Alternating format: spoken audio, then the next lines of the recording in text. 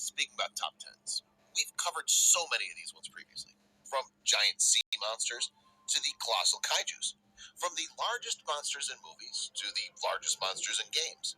To the cutest and smallest ones as well. We've got it all covered.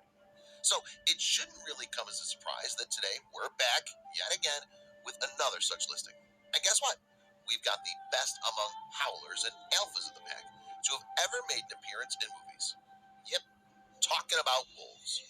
So on that note, welcome back to Factaholic. And this is your host, Scott Leffler, bringing to you a countdown of the top 10 wolves in movies. Now, without any further delay, let's just get them straight. Number 10, Werewolves Twilight series. Yeah, the werewolves from that shitty, dumb teenage girl fantasy film that is Twilight. Actually, guess what? They weren't even werewolves, but rather shapeshifters. Now, I know we're not here to talk about how awful the movie was, even though it was indeed awful. But then the wolves in the film aren't half bad. In fact, they weren't really bad at all. Large, majestic, and powerful enough to go head-to-head with the vampires, the wolves, or rather shapeshifters, in that film were surprisingly pretty amazing, especially in the action scenes.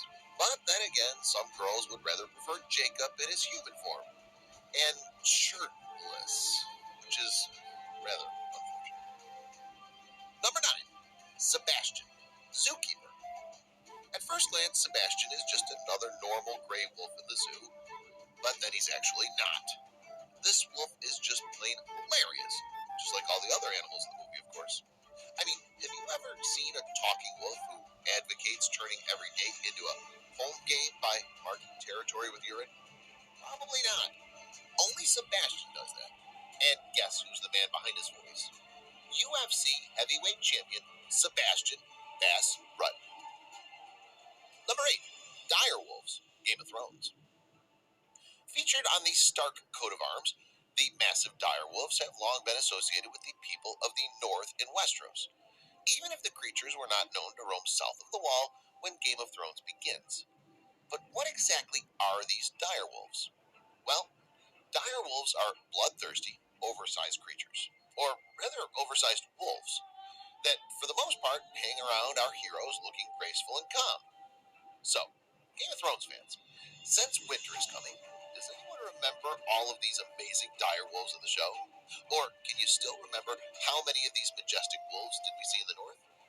Well, there were actually 6 of them, and they're Lady, Grey Wind, Shaggy Dog, Summer, Ghost, and last but not least, Nymeria. Number 7, Raksha, the Jungle Book. Yeah, they're Raksha. Mowgli's adoptive mother, the big female gray wolf, was known to be deeply caring for her pups, including Mowgli, who she adopts as her own. And she's basically a protector. Being a mother figure, Raksha is usually graceful and loving. But if she senses any danger towards her kids or the wolf pack, she can be the fiercest wolf out there. Being about the size of a real-life gray wolf, Raksha is benevolent and brave as well. Number 6, Two Socks, Dances with Wolves. Two Socks was an amazing wolf character, just as amazing as the film itself.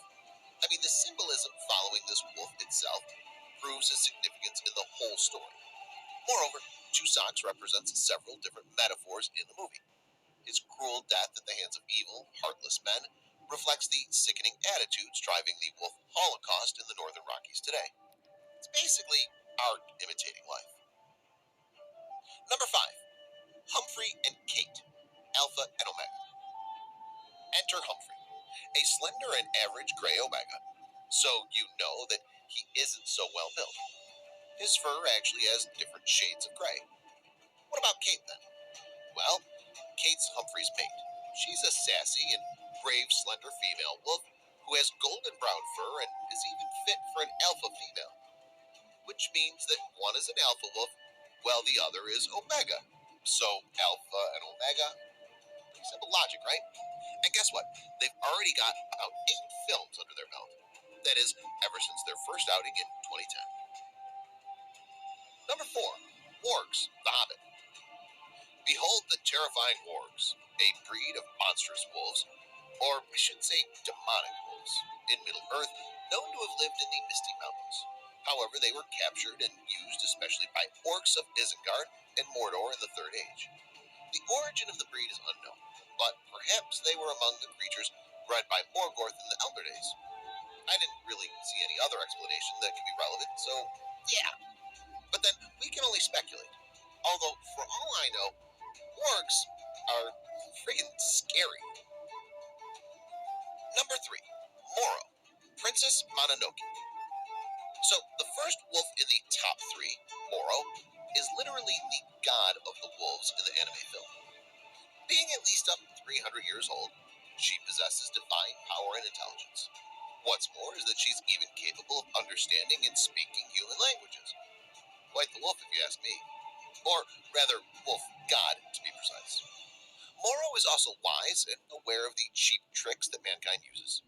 She's calm, composed, and a very powerful character who's quite familiar with the evil intentions of humans. To add a cherry on top, Moro is the leader of the wolf tribe and a loving mother, too. Number 2, Ralph, Rampage. Right after the god of the wolves, we now have an actual wolf kaiju in Ralph. One that stands well over 30 feet tall, with seemingly wickedly powerful jaws, and who even possessed of a set of large flaps of skin, atagia, stretching between its front and rear legs, which allowed it to glide for short distances. Now that's a proper wolf kaiju right there. Now, if that doesn't sound impressive enough, then Ralph is also able to fire long spines from its back and tail, which were clearly powerful enough to even take out military helicopters. Man, I would never want to be on the receiving end of that. Number 1, Fenris, Thor Ragnarok. Give it up to mighty Fenris. To put it simple in terms, he's just spectacular.